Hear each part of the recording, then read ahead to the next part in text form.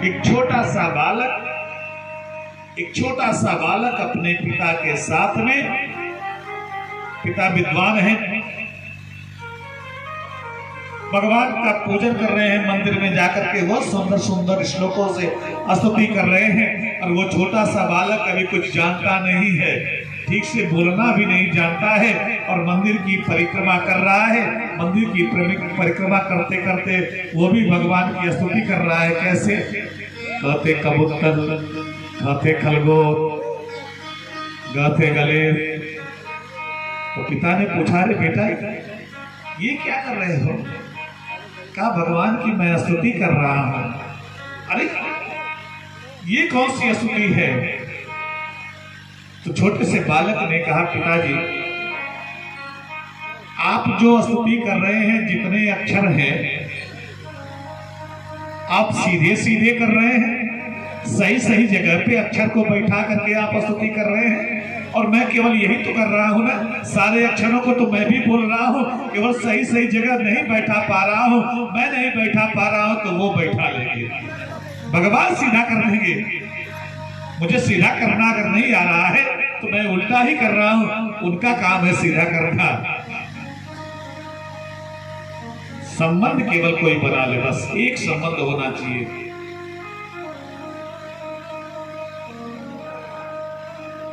एक महात्मा जी एक सेठ के यहां पहुंचे। सेठ हमेशा उदास रहते थे। महात्मा ने पूछा, अरे सेठ इतना उदास क्यों रह रहे हो? क्या बात है? कोई कमी है क्या? कहने में कोई कमी नहीं है। फिर क्यों उदास हो?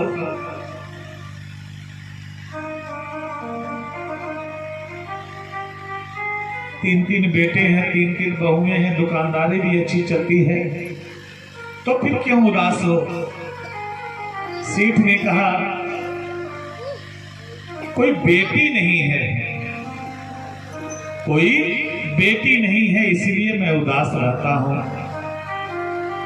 भगवान ने तीन बेटे दिए पर बेटी नहीं दी।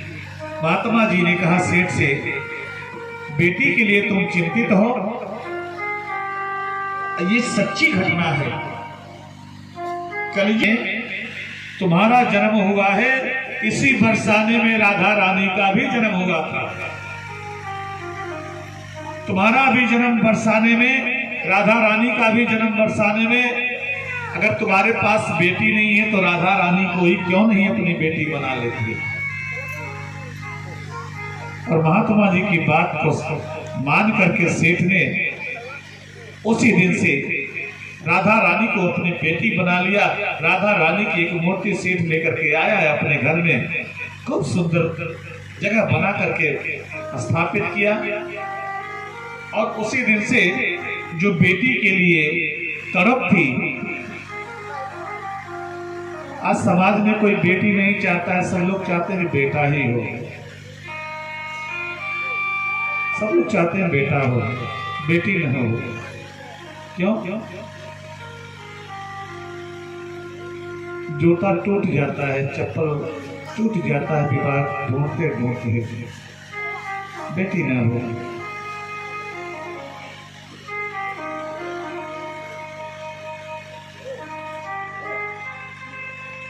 आज वो जो अभाव था बेटी का, वह पूरा हो गया। अब कोई जब जाकर के सेठ जी से हाल चाल पूछता है, महात्मा जी पहुंच गए, पुनः पूछे, अब तो सेठ सब ठीक ठाक है ना?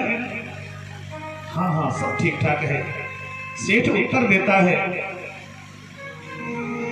3 बहू बेटे हैं घर में, सुख सुविधा है पूरी, संपत्ति भरी भवन में रहती, कोई नहीं मजबूरी।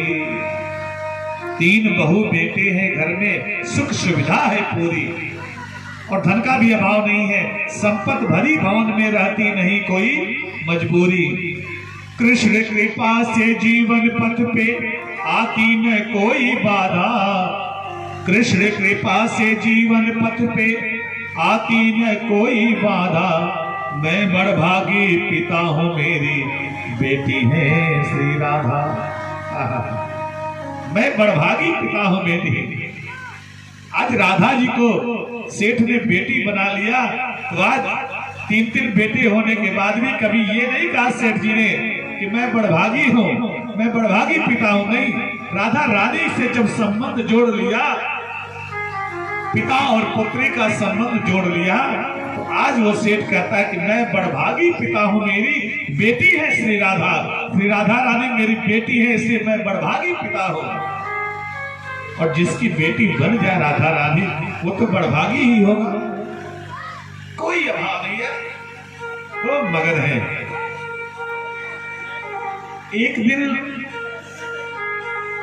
सेठ जी के घर चूड़ी पहनाने वाली मनिहारिन पहुंची हमेशा की तरह, और सेठ जी की बहुओं को चूड़ी पहना दी।